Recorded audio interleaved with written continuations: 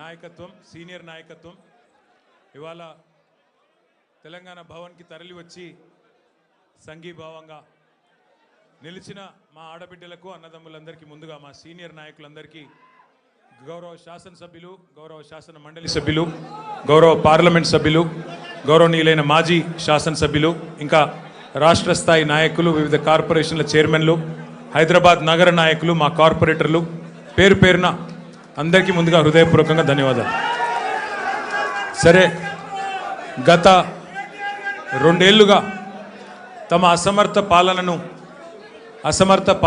పరిపాలన వైఫల్యాల నుండి ప్రజల దృష్టి మరల్చడానికి ఒకటి తర్వాత ఒకటి ఏవైతే కొన్ని కాలక్షేప కథా చిత్రాలు నడుపుతూ ఉన్నారో ఆ కాలక్షేప కథా చిత్రాల్లో భాగంగా, పరంపరలో భాగంగా ఇవాళ నాకు కూడా ఏదో నోటీసులు ఇచ్చి టెలిఫోన్ ట్యాపింగ్ మీద ఏదో విచారణ చేస్తామని చెప్పి పోలీస్ శాఖ వాళ్ళు పిలవడం జరిగింది. ఆ విచారణకు పూర్తిగా సహకరించి దాదాపు 7-7:30 గంటలు వారు అడిగిన అన్ని ప్రశ్నలకు కూడా సమాధానం చెప్పి నేను మీ దగ్గరికి వస్తూ ఉన్నాను. మొట్టమొదటి మాట ఏమంటే నేను వారిని సూటిగా అడిగాను. గత 2 సంవత్సరాలుగా మీరు ఈ విచారణ కొనసాగిస్తూ ఉన్నారు. ఈ 2 సంవత్సరాలలో లీకుల మీద లీకులు, ముఖ్యంగా మా పార్టీ లీడర్ల వ్యక్తిత్వ హననం చేసే విధంగా, క్యారెక్టర్ అసాసినేషన్ చేసే విధంగా మీరు ఏదైతే వ్యవహారం చేస్తున్నారో దీనికి బాధ్యులు ఎవరో అని అడిగిన వారు మాకు సంబంధం లేదండి, మీడియా ఏం రాస్తే మాకేం సంబంధం అని చేతులు దులుపుకునే ప్రయత్నం చేసినారు. వారు నేను సూటిగా అడిగాను, మీరు గత 2 సంవత్సరాలుగా మీరు ప్రతిసారి విచారణ పేరిట లేకపోతే ఏదో ఒక లీక్ ఇవ్వడము, లేదా విచారణకు పిలవకపోయినా ఏదో జరిగింది అంటూ మీరు లీక్ ఇవ్వడం, తెల్లారి హెడ్లైన్ కావడం, దానివల్ల ప్రజలు మరి నిజం అనుకొని భ్రమించే కొన్ని పరిస్థితులు వచ్చినాయి. ఇది మంచిది కాదు అని చెప్పిన వారిని సూటిగా అడిగిన నేను. మీరు అంటా ఉన్నారు, పేపర్లు రాస్తూ ఉన్నాయి, కొన్ని యూట్యూబ్ ఛానళ్ళు మరి ఇష్టం వచ్చినట్టు మాట్లాడుతున్నారు. కొంతమంది చాలా నా మాట అనడానికి నాకే సిగ్గు ఉంది. కొంతమంది హీరోయిన్లను వీళ్ళేదో ట్యాప్ చేసి బెదిరించి ఇష్టం వచ్చినట్టుగా వాళ్ళు ఏదైతే అడ్డగోలు వ్యాఖ్యానాలు రాసినారో ఇది వాస్తవం అయితే నా ముందు పెట్టండి, చెప్పండి ఎవరికి అట్లా జరిగింది దయచేసి చెప్పండి అని చెప్పాను. అనగానే అక్కడున్న అధికారి గారు లేదండి అది కరెక్ట్ కాదు, మేము ఆల్రెడీ మీడియాకి చెప్పాం కదా అన్నారు. నేను అన్నది ఏంటంటే, అయ్యా మరి మీరు కరెక్ట్ కాదు అని మీరు చెప్పిందేమో ఎక్కడో ఇంతంత వస్తుంది, మరి ఇష్టం వచ్చినట్టు మీరు ఇన్ని రోజులు నడిపిన కథనాలకు ఎవరు బాధ్యులు?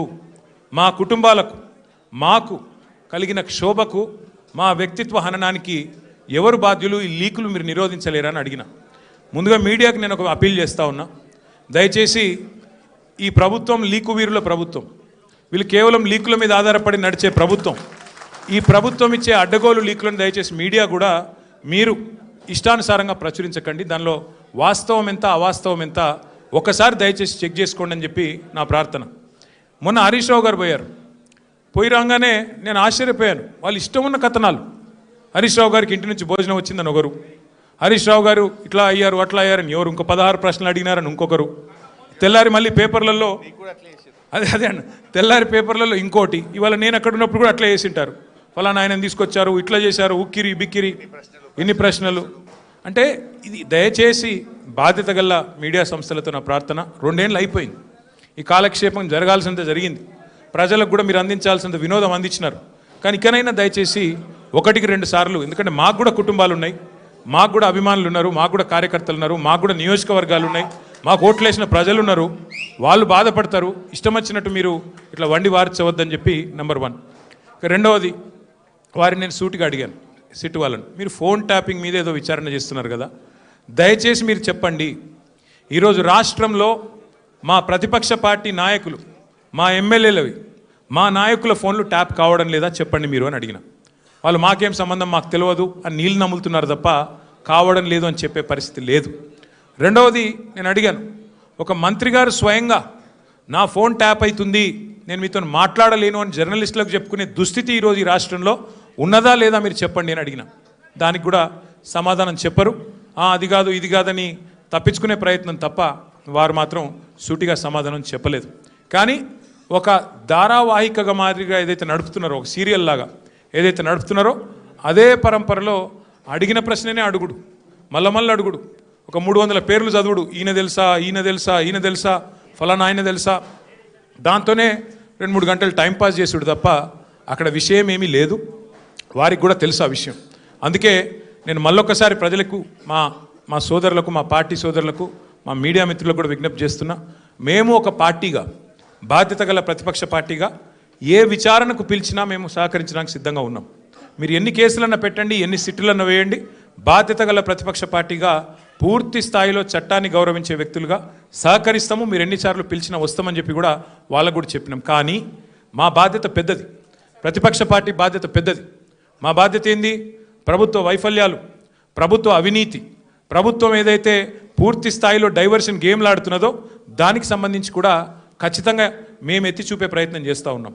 ఇవాళ సింగరేణి టెండర్లలో దొంగలు దొరికినరు, సింగరేణి టెండర్లలో ముఖ్యమంత్రి మంత్రుల మధ్యన వాటాల పంచాయతీలో దొంగలు దొరికినరు అని చెప్పి హరీష్ రావు గారు ప్రెస్ మీట్ పెట్టి ఆధారాలతో సహా ఇస్తానని చెప్తే కూడా ఇప్పటి వరకు ఉలుకు లేదు, పలుకు లేదు. సరే, మీరు సిట్లు వేస్తున్నారు, వేసుకోండి. కానీ మరి ఇవాళ మేము అడుగుతున్నాం, ముఖ్యమంత్రి అనుచరుడు, అత్యంత సన్నిహితమైన వ్యక్తి, అట్లాగే మంత్రి గారి ఓఎస్డీ మధ్యన జరిగిన పంచాయతీ, 300 కోట్ల రూపాయల కోసం ఒక పారిశ్రామికవేత్త తలకి తుపాకీ పెట్టినరు అని చెప్పి కేసు రిజిస్టర్ అయితే దాని మీద ఎస్ఐటి ఎందుకు లేదు? స్వయంగా రెవెన్యూ మంత్రి కొడుకు ఇలా భూ కబ్జాలు చేస్తూ గుండాలను తీసుకొని స్వైర విహారం చేస్తుంటే దాని మీద సిట్ ఎందుకు ఉండదు? అట్లాగే ప్రభుత్వ సొమ్మును, ప్రజల సొమ్మును ఇవాళ ఈ ప్రభుత్వం కొల్లగొడుతున్నది, కాంగ్రెస్ పార్టీ నాయకులు కొల్లగొడుతున్నారు, ముఖ్యమంత్రి బావమరిదే కింగు పిన్ను అని ఆధారాలతో సహా చూపెడితే దాని మీద ఎస్ఐటి ఎందుకు ఉండదు? అట్లాగే HILTP అని చెప్పి పారిశ్రామిక భూములను కొల్లగొట్టి 5 లక్షల కోట్ల హైదరాబాద్ ప్రజల ఆస్తిని కొల్లగొట్టే ప్రయత్నం చేస్తుంటే దాని మీద ఎస్ఐటి ఎందుకు ఉండదు? కేంద్ర ప్రభుత్వ పథకమైన అమృత్లో ముఖ్యమంత్రి గారి బావమరిదే కింగ్ పిన్నుగా ఇవాళ కేంద్ర ప్రభుత్వ పథకంలో కూడా మరి అర్హతలు లేకపోయినా టెండర్లు కట్టబెడుతున్నారని ఆధారాలు కేంద్ర ప్రభుత్వానికి ఇస్తే దాని మీద సిట్ ఉండదు. అట్లాగే ఇవాళ ఒక AICC సెక్రటరీ గారు డైరెక్ట్గా బెదిరించారు అని చెప్పి కాంట్రాక్ట్ సంస్థ పోయి 8 కోట్ల రూపాయలు అడుగుతున్నాడు, లేకపోతే పని చేయనిస్తలేడు అని లిఖితపూర్వకంగా కంప్లైంట్ ఇస్తే దాని మీద చర్య ఎందుకు ఉండదు? ఇవాళ న్యాయం, ధర్మం, కాకి బుక్కు అందరికి ఒకటే తీరు ఉండాలి కదా. మీరు ఎన్నిసార్లు పిలిచినా వస్తాం, మీరు ఎన్ని ప్రశ్నలు అడిగినా ఆన్సర్ చెప్తాం. బాధ్యత గల నాయకులుగా చట్టాన్ని గౌరవించే పద్ధతుల్లో ముందుకు పోతాం. ఇవాళ వాళ్ళు అడిగిన దానిలోనైతే ఏమీ లేదు, వాళ్ళ దగ్గర కేసు కూడా ఏం లేదు. ఏదో ఇష్టం వచ్చినట్టుగా ప్రశ్నలు అడిగిందే అడగడం, తిప్పి తిప్పి అడగడం ఒక రకమైన హరాస్మెంట్ తప్ప ఏమి కూడా లేదు. వాళ్ళు చేయగలిగింది కూడా ఏమి లేదు. I appeal to all my friends in the media as well, please, for the last 2 years the government has been indulging in massive attention diversion. Today, the inquiry, the investigation that is going on into phone tapping, I have reminded the gentlemen from special investigation team, I've asked them, there have been numerous stories in the last 2 years assassinating my character personally and also assassinating the character of our party leadership, saying, stating and speculating that certain actresses' phones were tapped and something illegal was done. I asked the SIT pointedly today, I said, whose phone was tapped? Why don't you give me the information? Which is this actor who has complained to you, or the information that you have, why don't you produce it?